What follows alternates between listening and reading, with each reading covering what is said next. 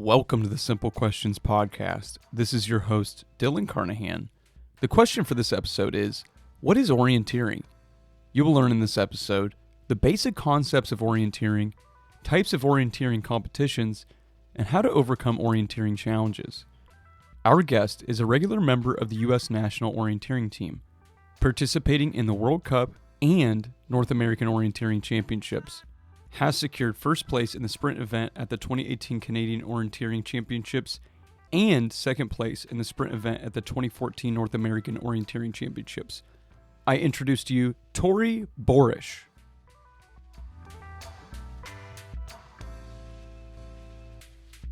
I am hastily searching on Google on the best ways to learn basic land navigation skills.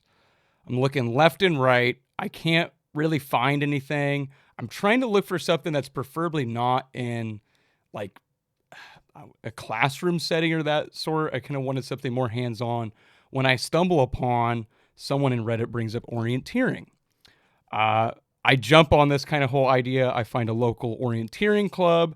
Next thing you know, I bring this up to my brother, and him and I are at, I think, Cedar Knolls Park doing some kind of course. And so this was kind of a way for us, again, to kind of get some insight into basic land navigation, being that we had minimal, if no experience outside of using Apple Maps or Google Maps. So that's my experience kind of with orienteering, just recently stumbling upon it and then kind of indulging and getting some experience. But I'm no expert. More beyond novice. So the real question is, Tori, how did you get into the world of orienteering? So I got into orienteering through one of my really good friends from middle and high school. And she got into it through her parents, which, if I'm remembering this correctly, they had done some orienteering during college, stopped for a while, then they moved to near Seattle, saw an ad in the newspaper, and decided that that would be a cool thing to do as a family. So their family started going to some of the local meets. And then my friend Holly got me, and eventually we got kind of most of our other friends involved as well. A friend asked me to come do this cool some navigation thing. I tried it out. I pretty quickly got hooked. And so I grew up in Seattle, which is where I did this. And one interesting thing is that Seattle is probably the place in the country with the largest school league. So as an elementary, middle, or high school student, you could go to the 8 meets every winter and compete against other students. So it was also just a way to do an activity with my friends, meet some other students my age around the city. And the community, I think, is also what helped draw me into the sport as well. Wow. So you get your friend hooking you up there. And also, I'm now realizing how different our experiences are on the basis that it sounds like a more kind of formalized support of orienteering where you grew up. Yeah, so this depends a lot on location. For example, if you're over in Europe, especially Scandinavia, like most people have actually heard of orienteering and know that it exists, which is very different than in the US. I lived in Vienna for a little over a year, and there were 5 different orienteering clubs in the city, I think. Maybe I'm wrong about the number, but there were multiple options that I could have picked from. Whereas like right now, I'm a member of the Rocky Mountain Orienteering Club. I'm living in Boulder, and this encompasses like all of Colorado. So there are different places either have clubs, have a lot of clubs, don't have any clubs. And then even within those clubs, some are bigger, have more organized events, some target school students, some don't. So yeah, there is a huge variation. And I guess I was just really lucky that I ended up growing up in a place that did have very well organized meets. Yeah, that's fascinating. I'm sure there's half the audience here that's going, yeah, duh, we had one at, my middle school or something, and then the other half are maybe like, yeah, this is the first time I'm hearing of this. So it's interesting to hear, and I'm sure we may get into kind of, you bring up the European kind of being more involved with this kind of activity, but we've been talking about it. We've name dropped it several times already, Tori. But can you elaborate on what is the basic concept of orienteering? Yeah, so I should first just say that people use, at least in the US, the word orienteering in a variety of different ways.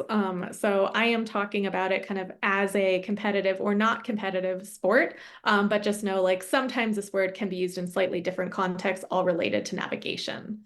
But so the basic idea is that you have a very detailed map and a compass, and that's it. So no GPS, no phone, anything like that. And there are a lot of variations that I think we'll get into later, but usually you have a start point and you have an end point and maybe 10 to 20 different points you have to get to between them. But how you get between them is entirely up to you. So you get to pick your routes and navigate between all these points and get back to the finish as fast as possible. Although, as I said, I do it as a competitive sport. Many people, don't care about that and just want to get outside, be in a pretty place, have fun navigating between points. So that's one thing that I really like about orienteering. Sorry, maybe going in a slightly different direction, but just like there's a lot of variation um, in both the types of formats, different terrain types. People of kind of all ages and abilities are able to participate. So I think the youngest course is for kids 10 and under. So often like 8 to 10-year-olds might be around the first age kids navigate on their own. And then, there are people in their 80s or 90s who are going out on courses as well. So the basic part is this navigation, but there's just a lot of other possible variation as well. Yeah, I mean, that's certainly a huge juxtaposition, right? You bring up kind of the age group aspect.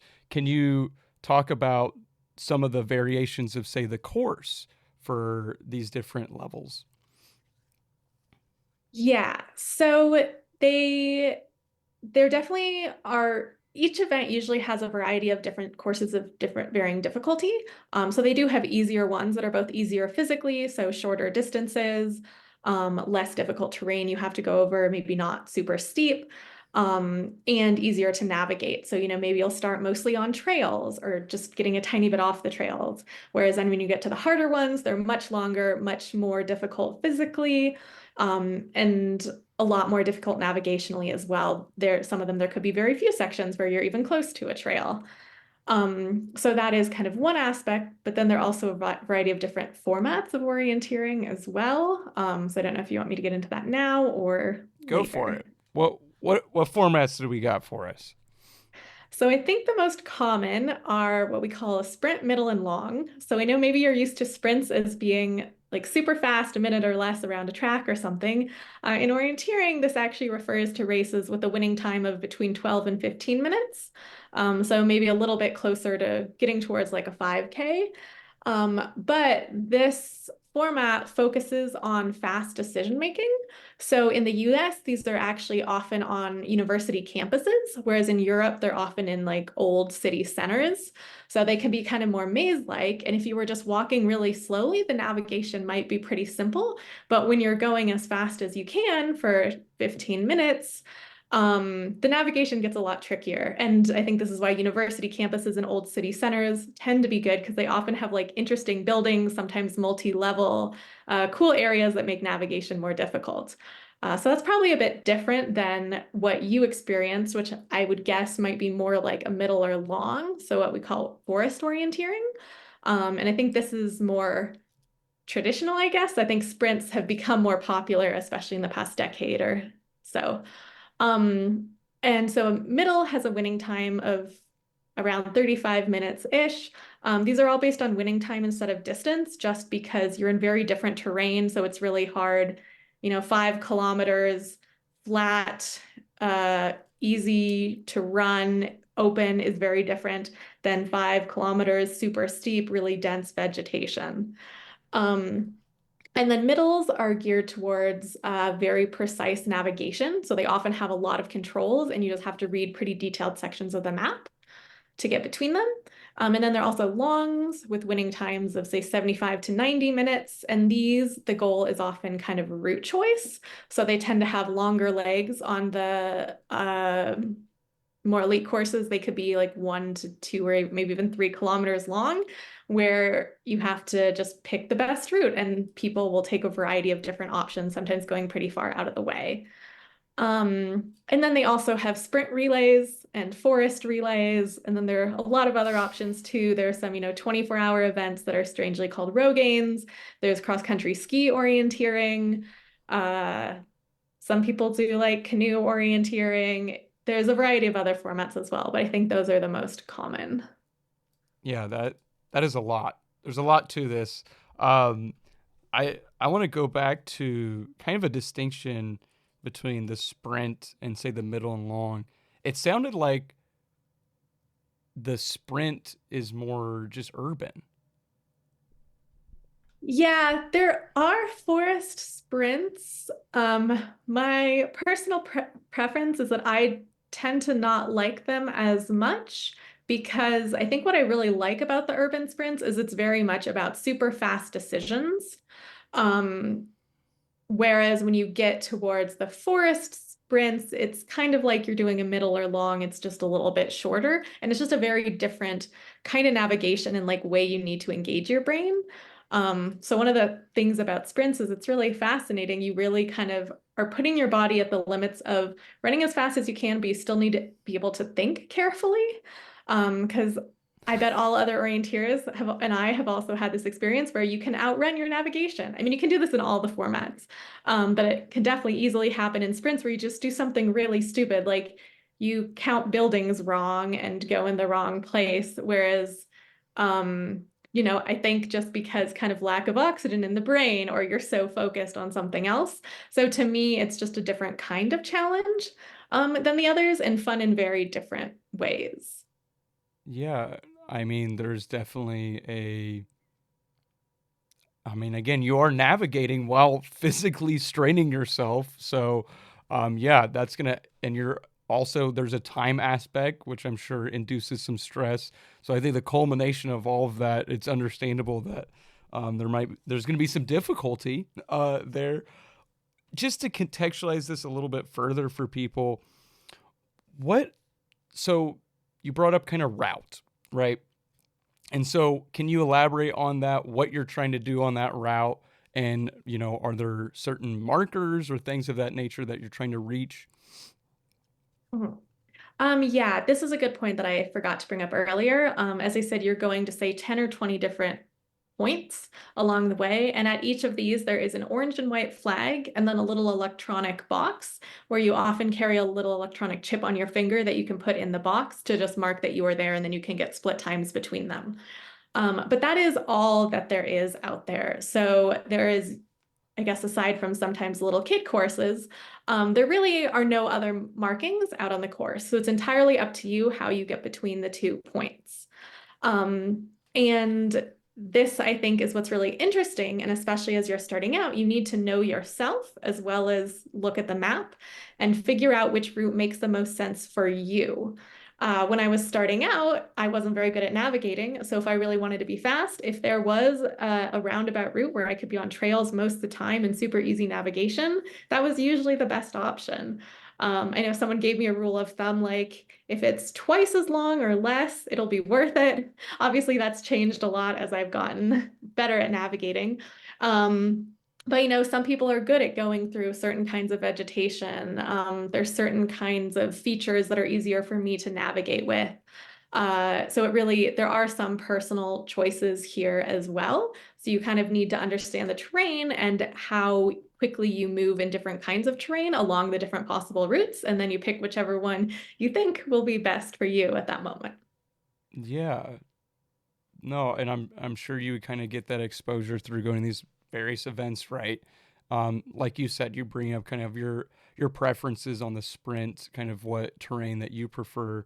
Um, can you can you talk about, now that obviously there's some kind of strategy, right, and calibration of how you are, right, and your preferences, but how have your land navigation skills progressed over time, right? It's one thing to go, hey, I'm really good at running on this train. It's another thing to actually get to a set destination. Well, they've definitely gotten better over time. Um, I think this is a combination of a variety of things. Reading a map, kind of judging terrain because you really need to match the terrain with the map to be able to navigate between them. I've also gotten a lot faster at when I get lost finding myself again. And I should say when I use the term getting lost, I like generally know I'm in like some portion of the map. It'd be easy for me to get back. I just don't know exactly where I am on the map. Um, I guess if you want a little story, one of my first national meets, so this was freshman year of high school, right after my friend had wrote me in. I was in Texas and I was looking for some control and I couldn't find it because I wasn't very good at navigating at that point, and I probably went on a course that was too difficult for me. But anyway, it was fun. I enjoyed it. And I was like, okay, I'm lost. What do I do? So it's like, well, one of the options is you can bail to some big feature. So I looked at the map and there was a huge lake to probably the east or pick some direction. So, I went several hundred meters out of the way, hit the lake. Then I suddenly realized that I had no idea where along the edge of the lake I actually was because it all looked the same. So then I went back past around where the control was and had to hit a road like the same distance to the other side when I was finally able to find like a bend in the road that was very distinctive to know where I was, and then came back. So, that was something I like had some general ideas of strategies like, oh, find some big feature, go to that. But I hadn't quite thought through the details of, oh, you need to know like where exactly you are. You need a very distinguishable feature. So that was a time, I spent half an hour just wandering around being confused. Now I would spend less than that. I mean, I still get lost sometimes, but for much shorter periods of time. And I think I'd usually be able to find myself on kind of some of the smaller features along the way if I did lose map contact, as opposed to needing to go that far out of the way. That's interesting. I mean, that's a great simple tip, right? Look for something recognizable and go to that. Um, and you mentioned how you've been able to identify smaller features. Um, how do you do that? I think a lot of it is just practice. Yeah, so any recognizable feature, going up to the top of hills, boulders, like anywhere you can see out, just if you're able to look over a larger area, there's more you can try to line up with on the map, because sometimes they're what we call parallel features, where there's two places that look really similar that are pretty close together, and it's easy to mistake one for the other. So, the more features you can kind of put together, you can eliminate one of those spots and realize, oh, you probably are at the other. Um, I think there's some like general tips like that. Aside from that, I think it's really just practice, getting good at map reading, understanding the terrain. I think just getting out, orienteering on maps as much as possible. I know that's harder living some places, but I think that really just helps. Like one thing I found is that although my overall navigation skills have definitely, in some, well, I don't know, continuously improved, but like slowly gotten a lot better, that I think my base level is much higher than it was when I started. I also still have kind of small ups and downs to navigation skills, just based on if I'm going to a lot of meets in a given season or not. I get slower at map reading, as well as just make mistakes more quickly if I haven't been out orienteering for a while. So I think there's also kind of small fluctuations too. Sounds like like many things, it's a perishable skill set, right? Yeah, I mean, I feel like it's just like learning anything else. What, uh, I'm curious, something that we haven't mentioned a whole lot of, what are some kind of, what's some equipment or what accoutrements do you have when you go on these competitions? So the main thing is a compass. So you get the map at the start, so you can't see the route ahead of time. But so you need a compass. Most orienteers have thumb compasses, so they attach to your thumb. And the nice thing is then you can hold it with the map. And this is a way to kind of help keep yourself oriented. Is I pretty much always have my map nicely folded. So like in front of me is in front of me and oriented so north is north. And then it's just kind of easier to navigate quickly when you're doing that. Um, my thumb compass also has a magnifier on it. I have had this for the past decade or so. Got this tip from some other people, even though I have pretty good eyesight. So do recommend if it's actually really good for sprints. When there are these small details and you're running fast, it can actually be kind of helpful sometimes to magnify the area and see it larger as you're running. Anyway, that is not necessary, but I find that helpful. Either for people that don't have as good of eyesight or that just like want to be able to read the map faster. Um, I mean, that's really the main thing that you need. I also have what's called a control description holder. So I didn't mention this, but with your map, you also have what's called control descriptions. So each of the points are called controls, and the map tells you exactly where it is. So it's like the east side of the northernmost boulder. So the idea with orienteering is that there should be no uncertainty in where the control is. You just have to be able to navigate to it. Um, so I have just a holder that I put on my arm that allows me to then see these quickly while running. And they also all have numbers. You can just check that you're at the right spot. The flags are all numbered as well. Generally, it's good to have leg cover if you're running in the woods, so long socks or long pants. I do have, like, sometimes you can use regular running shoes or trail running shoes. I do have specific orienteering shoes with metal studs on the bottom. They just have better grip in places where it's pretty wet or rocky. There's certain kinds of terrain they're better for, and certain kinds are not necessary. But again, these are kind of all extra. The main thing you just need is a compass and some sort of athletic clothing and shoes. So we got our compass. We're looking at our description of where these points are. It's looking a little slippery. All right, we got we got our shoes with like a little metal cleats um, for the trail. And how does the competition circuit work? How are we? We did a couple club runs. What do we do from there if we're looking to change from, say, a hobbyist to someone that like yourself that wants to compete? So I guess we don't normally use the phrase competition circuit, but I feel like there are kind of various levels of these circuits. Like one, they're often local level meets. So that was like the school league that I had growing up. And I think if there are any local meets, like those are still really good training. And those tend to be more low key. You don't need to register in advance. You can just show up, run. There's always someone giving beginner instruction, so not quite what you're asking, but for newbies coming in. Um, and those are great. And just the way they function, I think, depends a lot on the club that's putting them on. And I guess the next level up in the US would be national meets. And these are ones, there is a US Orienteering, or Orienteering USA is kind of the national federation. And they sanction these often weekend meets that different clubs host around the country. And these you can get national ranking points for. They have kind of a rolling system, so you can compete with other people within your age range. Um, and these often have slightly stricter start time or start windows. You're normally assigned a start time ahead of time that are randomized just so you don't run into other people on the course too frequently. I mean, you're probably going to because people go at very different speeds. Um, so that's a really good way to get in some high quality racing. I guess, as I said, if you have the money and time to do so, I ended up going to a variety of meets over in Europe as well, like in the summers as a junior. There are some orienteering festivals. I guess there's some now, occasionally there's some in the US and Canada as well. But there are a lot more over in Europe. And as you could imagine, with orienteering, where it's very terrain dependent, it's helpful to get experience with a variety of different kinds of terrain. So it is nice to be able to go to different parts of the country or parts of the world. Obviously, that does take time and money, so not always easy to do so.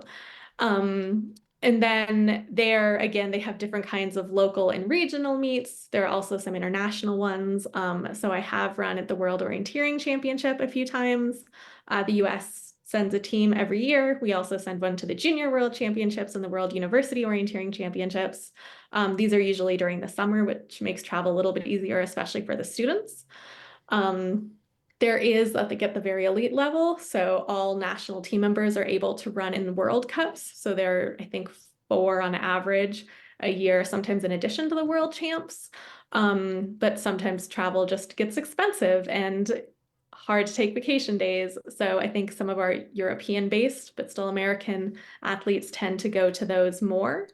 But I have gone to one non World Champs World Cup, which was a lot of fun because those are like very high level, you have to qualify through your national federation. They have specific start orders that are randomized and everything. You're in these quarantines, so you're not allowed to leave in case the map leaks. Um, yeah, there's a lot of requirements. But What? anyway, so I don't think that's not probably what the average person would be doing, but it is a competitive sport at the high level. So. That there was you just gave a lot of very, very good information that kind of contextualized the scale and kind of the levels to orienteering. I don't want to dive too much on the technical distinctions between these various different levels of competition, but I think for you, Tori, I mean, when when you're competing at a high caliber, right, where it's getting to the point where there's a quarantine in place to ensure that there's no asymmetry amongst competitors regarding the map, that way that you can't perform better than others. What drove you to go to that go to that height, right? You start out, your friend brings it up, you're in going to local and then national events, and then you're there at that level. I mean, what made you want to get involved at that height? I think some of it was just there was the opportunity to do so.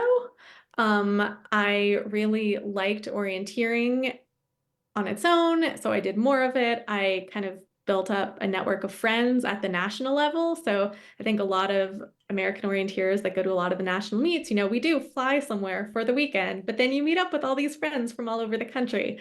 And it's a lot of fun. I've enjoyed traveling as well.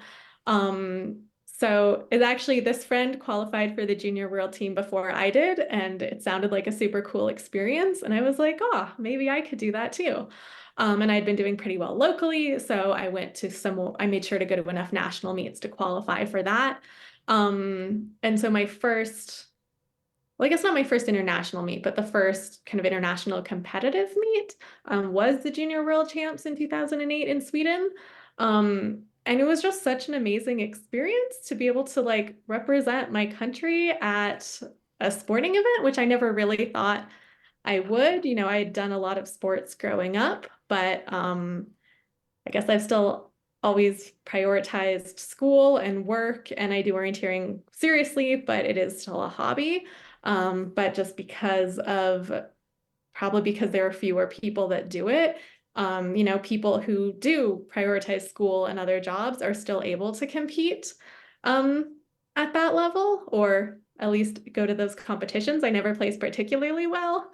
Um, but I think it was available. It sounded like a fun opportunity, and it was a pretty amazing opportunity to compete with some of the top orienteers in the world and also just get to hang out with them around races, like especially at the Junior World Champs. We were all staying, I think this was like some military base, but we were all staying there in dorms. I got to play games with people from other countries, and it was just a really cool experience. Yeah, I mean, there's a lot of different things there, right? There's the social aspect, there's kind of just the experiential of traveling somewhere, right? Somewhere new potentially.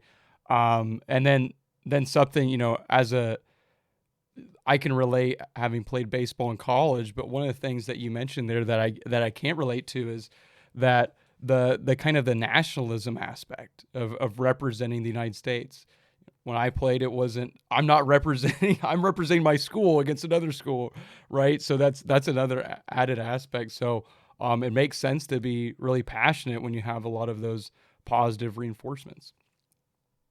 Yeah, and I mean also just like I I don't know if I'd consider myself a competitive person, but I think I am very much in some ways and not in other ways. But there's a chance to like do better. And orienteering is a super fun, but also a little bit frustrating sport because there's always room for improvement. So it was also something that I was just really excited to keep trying to get better at too. So I'm gonna hone in on the get better part. So, um, what I'm sure you shared one moment earlier in this interview and earlier in your career, but what's the largest challenge you faced during these competitions? I think this depends a little bit on the type of competition. As I said, with the like sprint, middle, and long, I feel like they're all designed to have different kinds of challenges. Like with the sprint, it really is how are you reading a map and making decisions when you're running as fast as you can? And that's something like reading a map while running. I do sometimes train, like on some of my training runs, I'll just bring maps from random places and pick routes. Because, just like anything else, it's a learnable skill. I guess then in the forest or like in the middles, especially, navigation is just difficult. Some maps have very few details, and then you're like, okay, what am I doing? I guess I'm taking a bearing and pace counting and hoping that I'm going to find it. Other ones have a ridiculous amount of detail, and it's really easy to, think you're at the right boulder, but end up on a boulder pretty close, but slightly different. So like both really detailed and not detailed maps pose different kinds of challenges, but just being able to navigate cleanly, sometimes simplifying the map so that you don't try to pick out every single boulder in a boulder field because obviously that's not going to help you find it quickly. So that's one type of challenge. And then I guess for long, sometimes you also just get, again, physical challenges. You're really tired, and sometimes you have this couple kilometer long leg and you're running and there's nobody else around, and there's like a wall of dense vegetation in front of you and you have to keep pushing through it. So sometimes just like motivating yourself to go through marshes or blackberry bushes or whatever unpleasant vegetation you happen to be going through at the moment can also be a challenge. There's also really great vegetation to run through too, so I don't want to scare anybody off. I I want to narrow in on that part because I never thought about that. Is that say you've plotted this course and then you're under a time constraint and then you see like some non-inviting vegetation or something. I'm sure that that's startling, and so it sounds like you often approach that by just emboldening yourself and then going through. Yeah, so ideally this should be on the map. As I said, these are much more detailed than other maps. So like the color they put for vegetation is defined by like the average speed you'll go going through there. So like 100%, 80%, 50%. So theoretically you should kind of know, but there's a mapping can be kind of subjective, and sometimes you're in a slightly different area than you are, or, it's impossible to map like every tiny little thing. So there have been times when I've come across something and I'm like, oh, this water is way deeper than I wanted. I really don't think I can safely do that. So then I'll pick another route.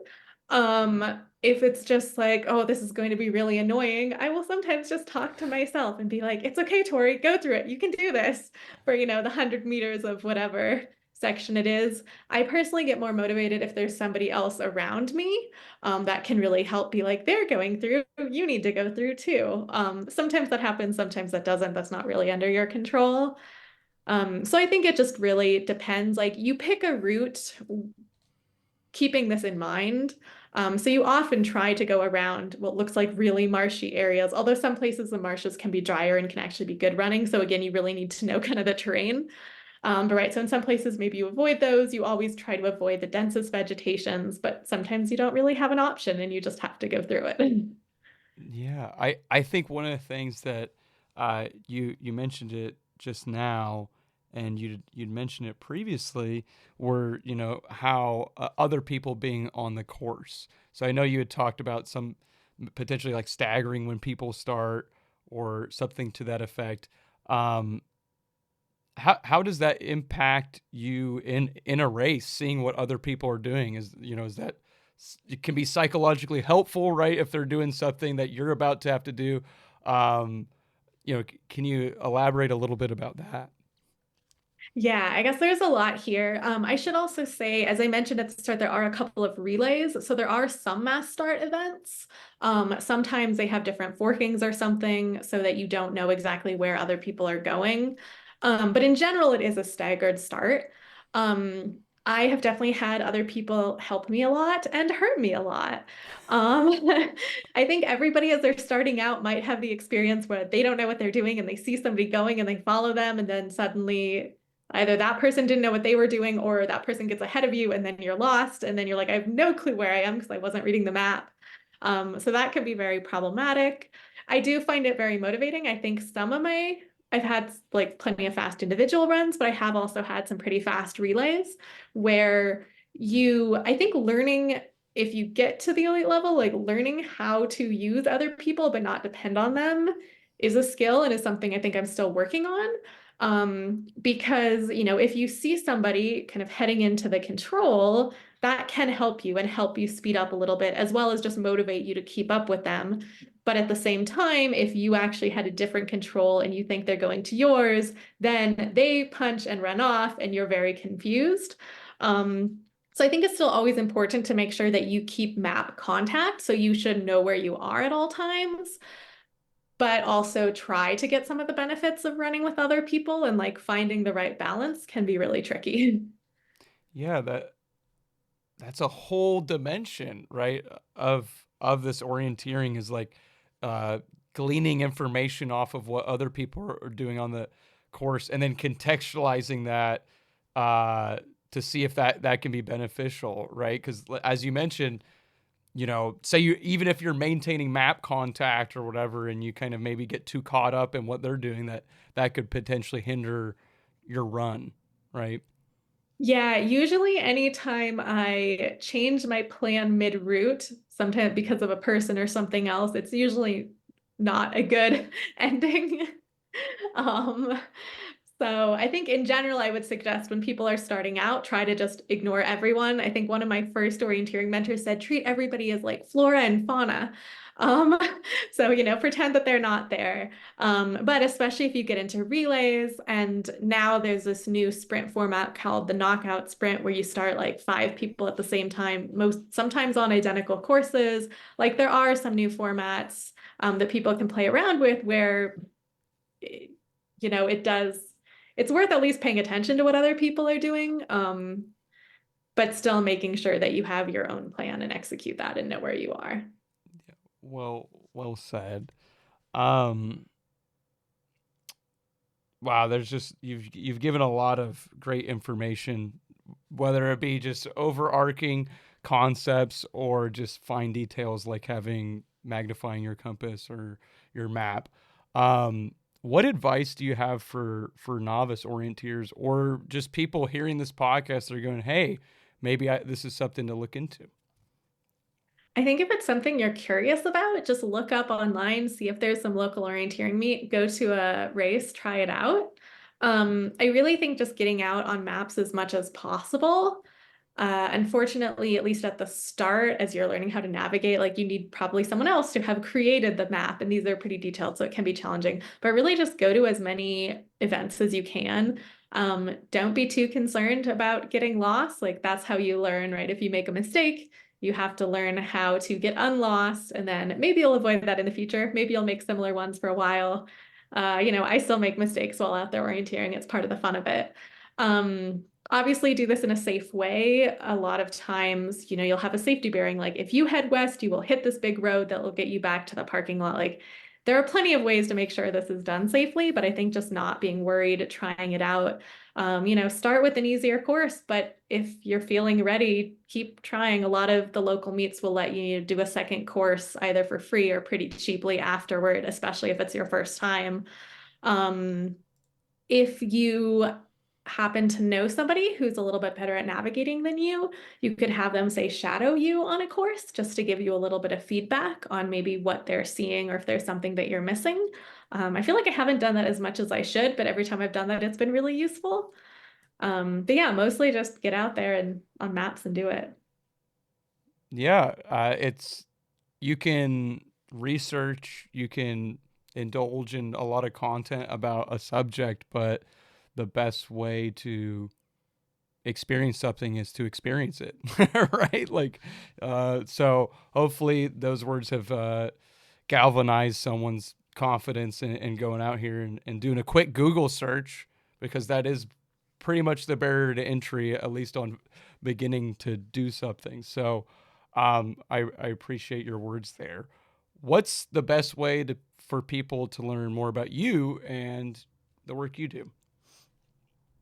So I think If you want to learn more about orienteering in the US, either to learn more about the team or to find local clubs, orienteeringusa.org is the place to go. I think there's a easy way to search for local clubs, and then you can go to that club's website and see if there are any local events. I think there are some resources as well about equipment to have, practice navigating skills, although really I think just going to meets is the best. If you're curious about kind of the competitive aspect, the US Orienteering Team has a team blog. I think the juniors are the best at updating it right now, but that is usorienteeringteam.wordpress.com, I think /blog. So I think those are a couple of websites. But really just go to a meet and talk to people there. As I said, a lot of the local meets have a volunteer there for a beginner instruction who's happy to, oh, sorry, well, this wasn't about me. But anyway, happy to share more about the sport in general. And then you'll get to talk to people and learn more about what orienteering is like locally. No, that's all great information. And I'll be sure to include those links as well as some other things that you've mentioned in the show notes for those that are listening. Tori, thank you for coming on today and sharing your knowledge and time. I really appreciated it. Yeah, thanks a lot. It's been a lot of fun. That wraps up our conversation with Tori. We talked about the orienteering competition circuit, multi-day events, and the progression of land navigation skills over time. Go to this episode's show notes to see any resources Tori mentioned during our episode. And lastly, subscribe to the Simple Questions podcast to get notified when our latest episodes are released. Thank you for listening, and remember to keep asking questions.